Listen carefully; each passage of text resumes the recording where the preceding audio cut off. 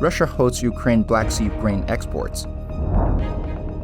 Flooding in West and Central Africa displaces 3.4 million people. 153 dead after Halloween crowd surge in Seoul. Somalia president says at least 100 people killed in car bombs. China's cities braced for Foxconn workers from COVID-hit factory. Twitter CEO among top executives departing as Musk takes over. Home intruder aims to assault U.S. House Speaker Pelosi. Czechs rally to demand resignation of pro-Western government.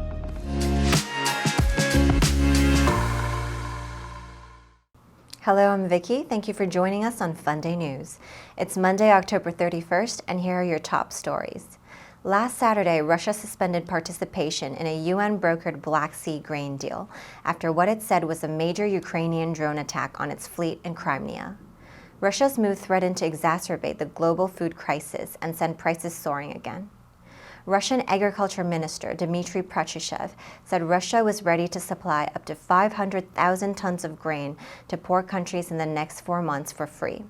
And Russia is fully prepared to replace Ukrainian grain and deliver supplies at affordable prices to all interested countries. The Kyiv regime carried out a terrorist attack on ships of the Black Sea Fleet and civilian ships that were on the outer and inner roadsteads of the Sebastopol base. Russia's defense ministry said Ukraine attacked a Black Sea Fleet near Sevastopol on the annexed Crimean Peninsula with 16 drones early last Saturday, and that British Navy specialists had helped coordinate the terrorist attack. Russia's Deputy UN Ambassador Dmitry Polyansky wrote on Twitter that Russia has also asked the UN Security Council to meet on Monday on the attack. Russia said the ships targeted were involved in ensuring the grain out of the Ukraine's Black Sea ports.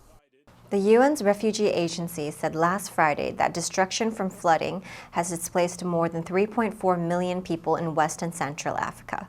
The UN Commissioner for Refugees said the worst floods in a decade affected over 2.8 million people in the West African nations.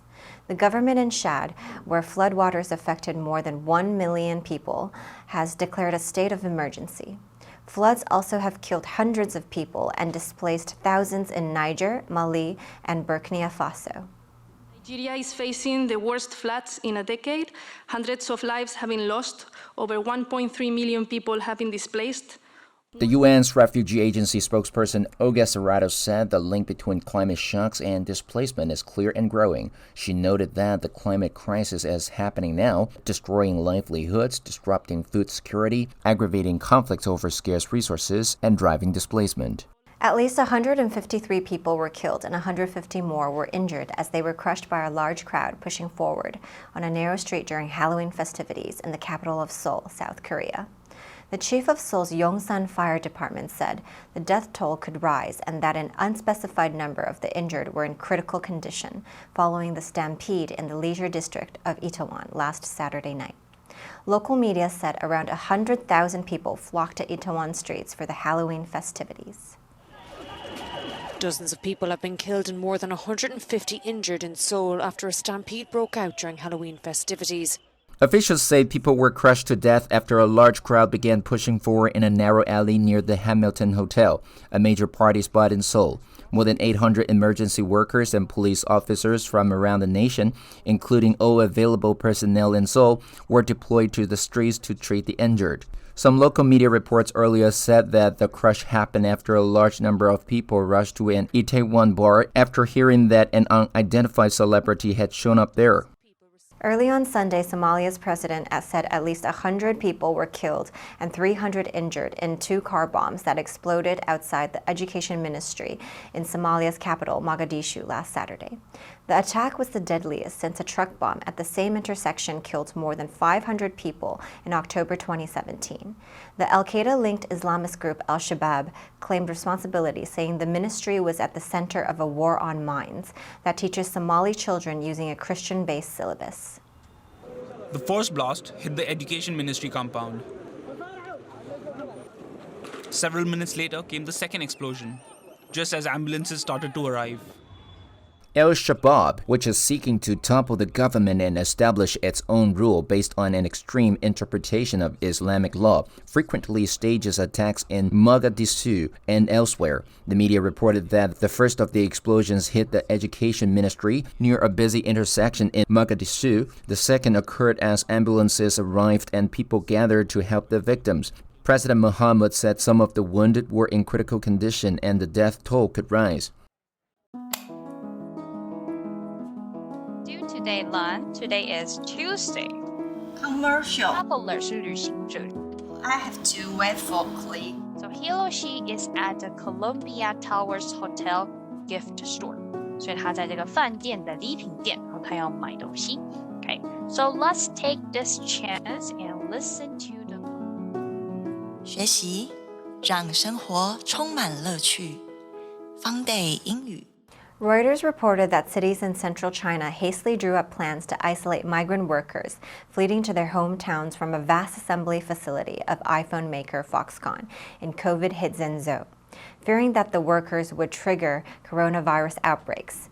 According to Spotlight from China, while Foxconn has not disclosed the number of infected workers, videos circulating on Chinese social media since last Saturday showed Foxconn workers apparently returning home, trekking across fields in the day and along roads at night. The media said that late last Saturday, cities near Zhengzhou, including Yuzhou, Changge, and Qingyang, urged Foxconn workers to report to local authorities in advance before heading home. The media cited a user of WeChat as writing in the post about the social media images that some people were walking amid wheat fields with their luggage, blankets, and quilts. Information circulating in social media said on October 25th that about 20,000 infected cases positive for COVID were detected in Zhengzhou. The media reported that Twitter Chief Executive Officer Parag Agrawal is among executives planning to depart, as Elon Musk completes his $44 billion deal to take over the social network. Vijaya Gadde, the head of legal, policy, and trust, as well as Chief Financial Officer Ned Siegel, who joined Twitter in 2017, are also leaving. Research from Equaler said that last Friday, the three top executives of Twitter, fired by new owner Elon Musk, stand to receive separation payouts totaling some $122 million. Twitter's filing states that payouts during a change in control event must include 100% of an executive's annual base salary, healthcare premiums, and accelerated vesting of equity awards. Reuters said that Equaler valued Agrawal's so-called golden parachute at $57.4 million, while Siegel's was $44.5 million, and Gadde's was $20 million. In addition to those payouts, the three executives will also receive a collective $65 million from Musk in exchange for shares they held in the company he has now taken private. An intruder demanding to see U.S. House Speaker Nancy Pelosi broke into her San Francisco home and attacked her husband with a hammer early last Friday. Paul Pelosi, 82, was taken to a San Francisco hospital where he underwent surgery for a skull fracture and injuries to his right arms and hands. In a statement, a spokesperson for the House Speaker said doctors expect her spouse to make a full recovery. The man who clubbed Mr. Pelosi faces charges of attempted murder and other felonies. Officers observed Mr. Pelosi and the suspect both holding a hammer. The suspect pulled the hammer away from Mr. Pelosi and violently assaulted him with it. The 82-year-old House Speaker herself was in Washington with her protective detail at the time of the assault. Police identified the man arrested at the scene by officers as 42-year-old David DePape. Online sheriff's records showed he was booked into custody on suspicion of attempted murder, assault with a deadly weapon, elder abuse, battery, burglary, and several other felonies. With soaring energy, food, and housing prices hitting the country, tens of thousands of Czechs used a national holiday last Friday to rally in the capital demanding the resignation of the coalition government.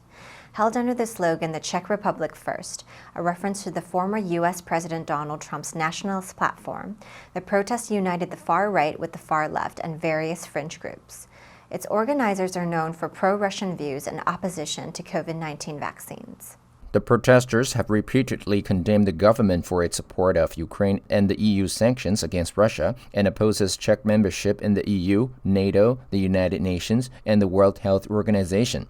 Czech's Interior Minister Vít Rakušan tweeted, "We know who is our friend and who is bleeding for our freedom, and we also know who is our enemy." The Prime Minister Peter Fiala and several ministers were planning to travel to Kyiv on Monday for a joint meeting of the Czech and Ukrainian governments. FUNDAY News will help you sharpen your English skills and keep you informed about international current events.